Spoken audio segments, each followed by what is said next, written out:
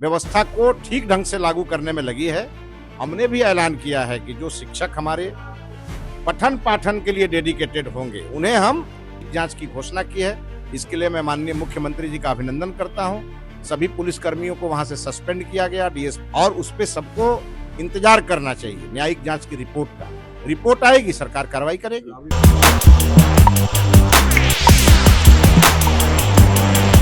PMCH के principal transfer और बिहार के स्वास्थ्य मंत्री निशांत कुमार के बयान के बाद से बिहार की सियासत गर्मा गई है।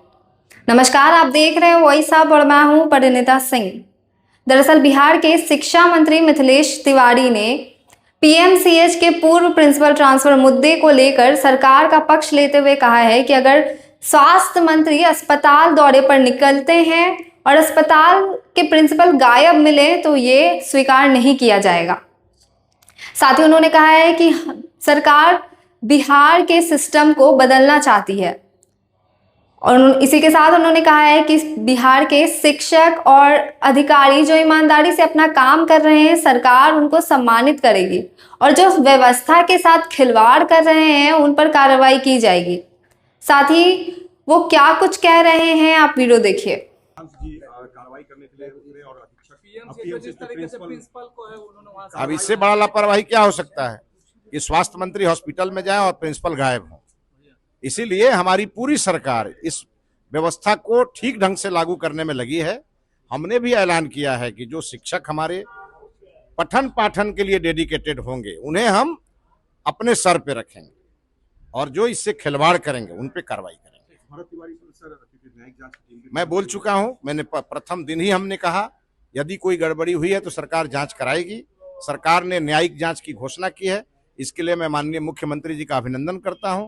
सभी पुलिस कर्मियों को वहां से सस्पेंड किया गया, डीएसपी स्तर के अधिकारी सब हटाए गए।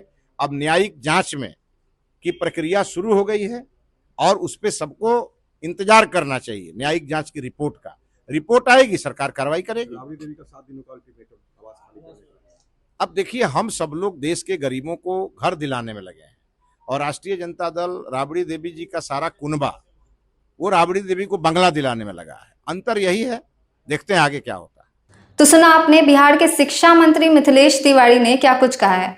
उन्होंने कहा है कि अगर कोई गड़बड़ी हुई है तो सरकार उस पर निष्पक्ष जांच करा रही है।